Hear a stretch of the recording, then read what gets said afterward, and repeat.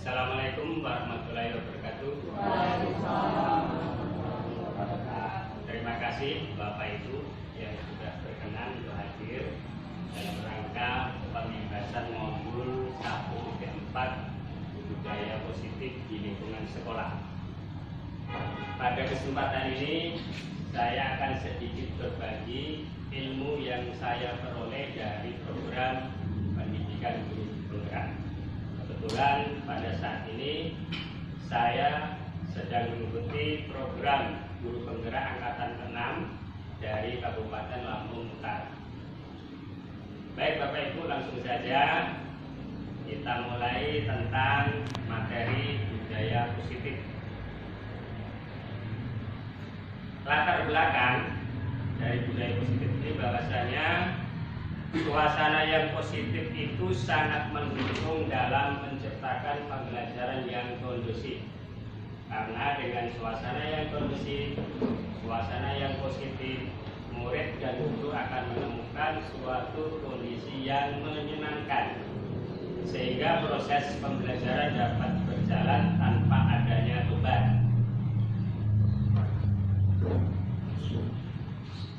Murid-murid dengan adanya budaya positif ini dapat berkembang, dapat membantu menggerakkan moral yang positif, sehingga karakter murid tidak hanya terbentuk dari akademik, tetapi juga dari lingkungan yang ada.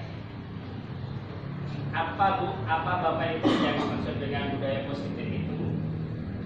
Budaya positif itu adalah nilai-nilai, keyakinan-keyakinan di sekolah yang berpihak pada murid, agar murid dapat berkembang menjadi pribadi yang kritis, penuh hormat, dan bertanggung jawab. Salah satu budaya positif di sekolah yaitu disiplin positif. Disiplin positif itu merupakan suatu cara penerapan disiplin tanpa kekerasan, tanpa adanya ancaman dalam prakteknya, melibatkan komunikasi tentang perilaku yang efektif antara guru dan murid. Dalam penerapan disiplin, murid diajarkan untuk memahami konsekuensi dari perilaku yang mereka lakukan. Selain itu, disiplin positif juga memberdayakan murid untuk melakukan sesuatu tanpa imbalan, tanpa ancaman maupun hukuman. Disiplin positif akan melahirkan nilai-nilai kebaikan. Nilai-nilai kebaikan itu sesuai dengan profil pelajar Pancasila, yaitu yang pertama, beriman, bertakwa kepada Tuhan Yang Maha Esa, dan berakhlak mulia. Yang kedua, berkebinekaan global. Yang ketiga, bergotong royong. Keempat, mandiri. Yang kelima, bernalar kritis. Dan yang terakhir adalah kreatif. Untuk menciptakan disiplin kelas, langkah yang pertama adalah membentuk keyakinan kelas. Keyakinan kelas ini sebenarnya tidak asing bagi kita. Ini hampir sama dengan peraturan-peraturan kelas. Hanya saja bedanya, kalau keyakinan kelas ini dibentuk atas kesepakatan. Jadi keyakinan ini bukan berasal dari guru sepenuhnya, tetapi harus ada kesepakatan dengan murid-muridnya. Jadi pada awal pembelajaran dibicarakan dengan murid-murid, dibuat kesepakatan keyakinan-keyakinan apa yang akan kita terapkan di kelas. Ini contoh dari keyakinan-keyakinan kelas. Misalnya di dalam kelas harus diyakini semua murid dan guru bahwasanya setiap anggota kelas itu perlu belajar. Yang kedua, setiap anggota perlu senang. Yang ketiga, setiap anggota kelas perlu melakukan setiap tugas yang diberikan secara aman, nyaman, dan menyenangkan. Bisa juga dalam bentuk perilaku, misalnya kami meyakini bahwa sangat penting untuk menghormati semua orang dan barang milik orang lain. Ini keyakinan-keyakinan kelas yang harus ditanamkan di awal pembelajaran. Bisa juga contoh yang lain, kami meyakini bahwa sangat penting untuk menyelesaikan segala pekerjaan dan mengikuti kegiatan yang telah ditugaskan. Nah, 4 kebebasan, 5 kesenangan. Bapak Ibu, biasanya kalau anak-anak kita, murid-murid kita itu berperilaku yang kurang menyenangkan atau menyimpang, itu biasanya untuk memenuhi salah satu kebutuhan dasar manusia ini. Contohnya misalnya anak berkelahi, berantem dengan kawannya, itu prinsip dasarnya sebenarnya untuk memenuhi kebutuhan dasar. Misalnya dia ingin berpuasa, menunjukkan jati dirinya itu adalah seorang yang berpuasa. Itu salah satu contohnya. Untuk mengambil tindakan atau menyelesaikan kasus-kasus penyimpangan yang ada di kelas, itu ada yang namanya 5 posisi kontrol. Kita dalam menyelesaikan kasus anak, entah itu membolos, berantem, atau pelanggar-pelanggaran yang lain, itu ada 5 macam. Yang pertama, penghukum. Jadi guru itu bertindak sebagai penghukum. Yang kedua, membuat rasa bersalah. Guru itu membuat anak itu merasa bersalah. Yang ketiga, guru menganggap siswa itu sebagai teman. Yang keempat, guru bertugas sebagai pemantau. Dan yang kelima adalah guru itu adalah seorang manajer. Berikut ini contoh-contoh 5 posisi kontrol sudah diberi contoh dalam video ini. Nanti akan saya putarkan videonya, Bapak Ibu tolong perhatikan nanti posisi kontrol yang mana yang paling tepat.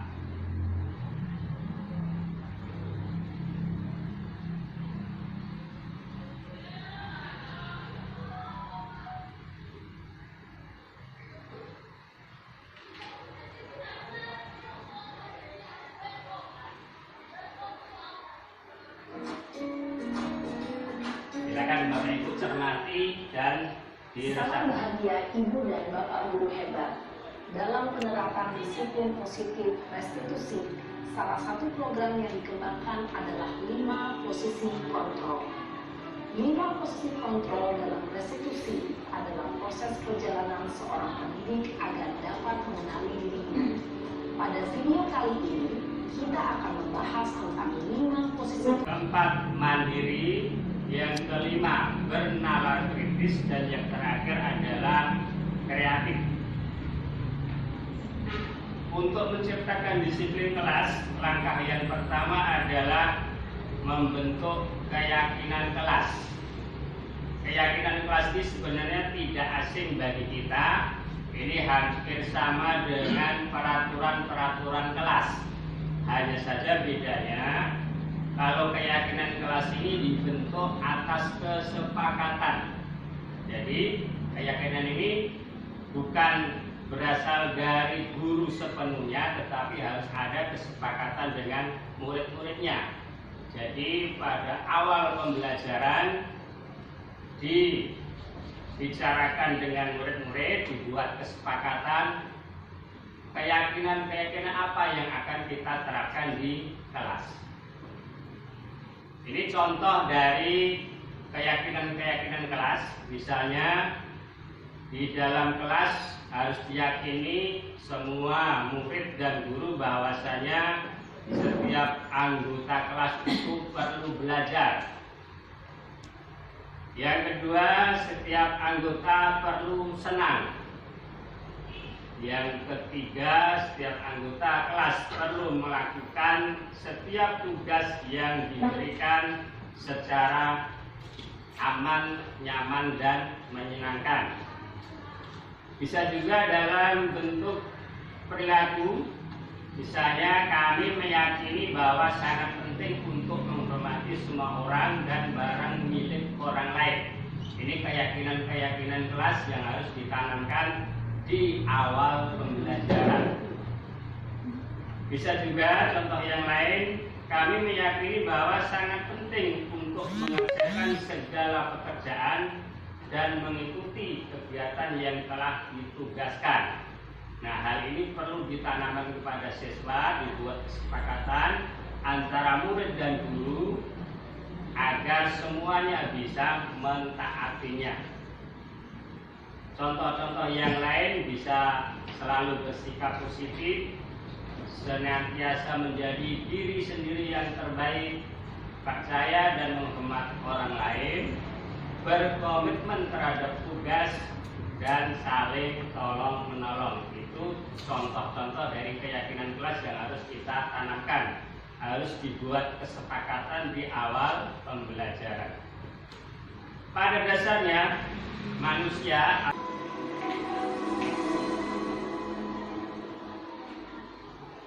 lima posisi kontrol itu adalah: 1. Posisi penghukum, 2. Posisi pembuat merasa bersalah, 3. Posisi teman, 4. Posisi pemantau atau monitor, dan 5. Posisi manajer. Untuk lebih memahami kelima posisi tersebut, mari kita saksikan kasus Naren yang terlambat hadir 20 menit di sekolah dan melihat bagaimana kelima posisi kontrol dalam menghadapi masalah tersebut.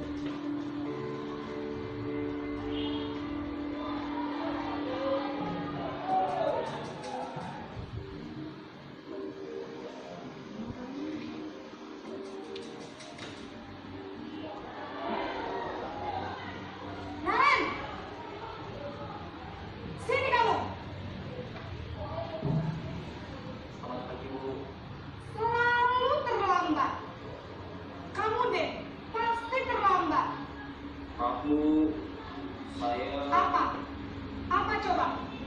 Alasan kamu apa lagi? Kapan sih kamu tidak terlambat? Malas sekali ya kamu jadi anak. Saya Dasar pemalas. Gak kapok-kapok sih kamu. Sudah berapa kali terlambat? Sana, kamu keliling lapangan basket 2 kali. kenapa saya harus keliling lapangan basket, Bu? Kenapa? Kamu mau lawan ibu? Berani-beraninya jawab. Sudah terlambat, masih berani jawab pula. Sekarang, keliling lapangan basket 5 kali sekalian. Biar kapok. Cepat. Pergi sana ke lapangan basket. Posisi penghukum biasanya berbicara dengan nada tinggi, menghardik, menunjuk-nunjuk, menyakiti, dan menyindir. Hukuman bisa berupa fisik maupun psikis. Ibu dan bapak guru hebat. Dampak yang terjadi pada murid ketika guru berada pada posisi penghukum adalah murid cenderung akan memberontak, bahkan menyimpan dendam.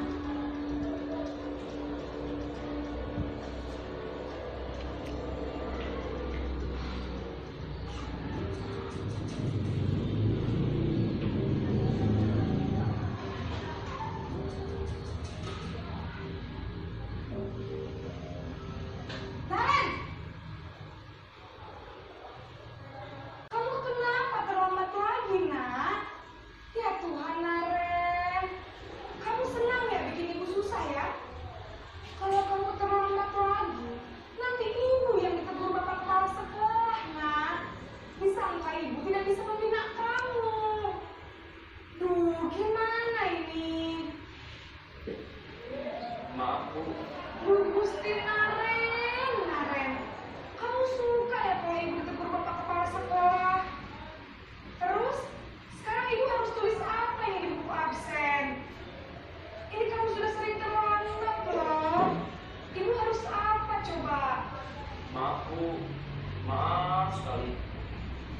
sudah, lain kali jangan bikin ibu susah lagi ya nak ya. Ibu tidak akan kuat lagi kalau kamu begini terus. Bisa jantungan kalau ibu tegur bapak kepala sekolah. Sana cepat kelas. Maaf ya Bu, maaf sekali. Posisi pembuat rasa bersalah berbicara dengan nada tenang, cenderung lembut. Namun kata-kata yang diutarakan membuat murid merasa menjadi orang yang gagal, memandang buruk dirinya sendiri, merasa tidak berharga, dan tidak sanggup membahagiakan orang lain. Ketika guru mengambil posisi pembuat rasa bersalah, murid akan menganggap dirinya yang bersalah dan ia akan menyimpan emosi negatif tersebut di dalam dirinya.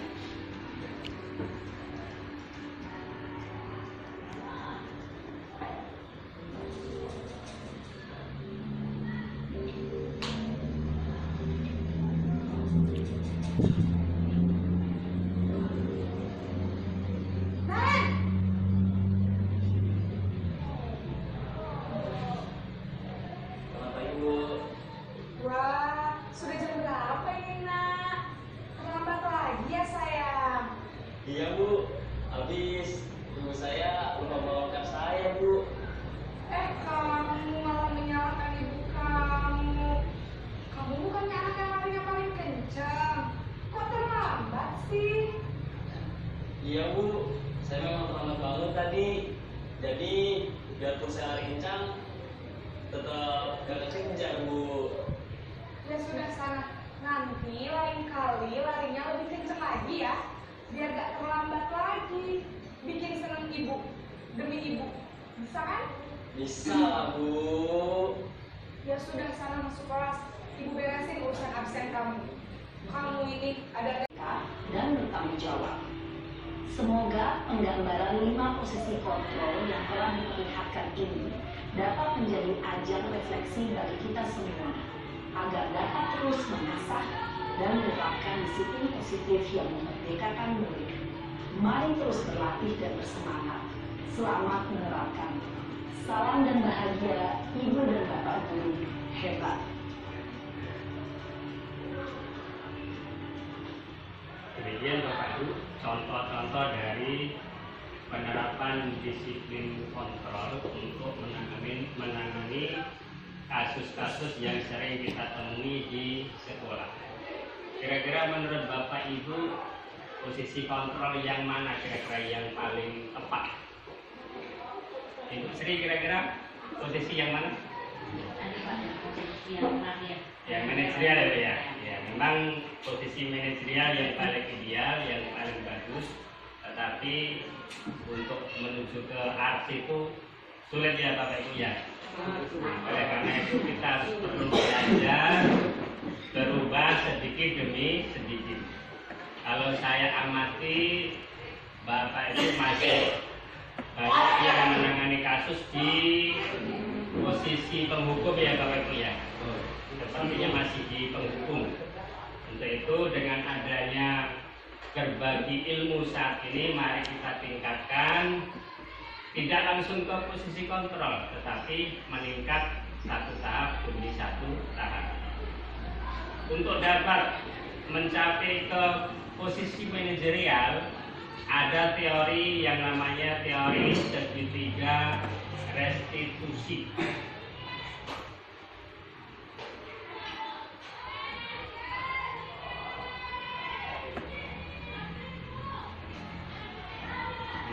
Segitiga restitusi. Segitiga restitusi itu terdiri dari 3 langkah. Yang pertama adalah menstabilkan identitas. Jadi identitas murid itu kita stabilkan dulu. Kemudian validasi tindakan yang salah. Tindakan yang salah dari murid itu kita validasi.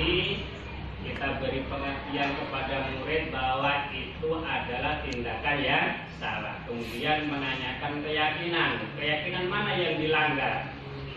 Dan yang terakhir adalah menentukan tindak lanjut. Langkah Ibu Eva, kira-kira bagaimana tanggapan Ibu setelah memperhatikan sosialisasi yang dilakukan oleh Pak Waldi tadi? Dari sosialisasi yang Pak Waldi lakukan tadi, ada beberapa hal yang membuat saya agak sedikit berpikir ternyata banyak hal yang harus belajar lagi. Misalnya dalam menangani kasus-kasus atau masalah yang terjadi pada peserta didik.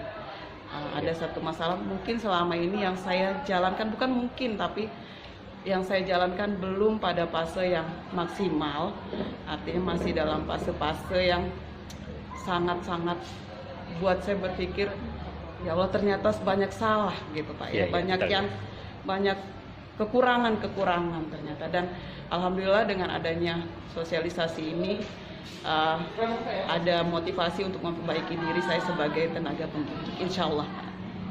Ya, terima kasih Ibu atas refleksinya. Ibu Sri Hastuti, kira-kira apa pembelajaran yang didapat dari sosialisasi yang sudah dilakukan oleh Pak Waldi tadi?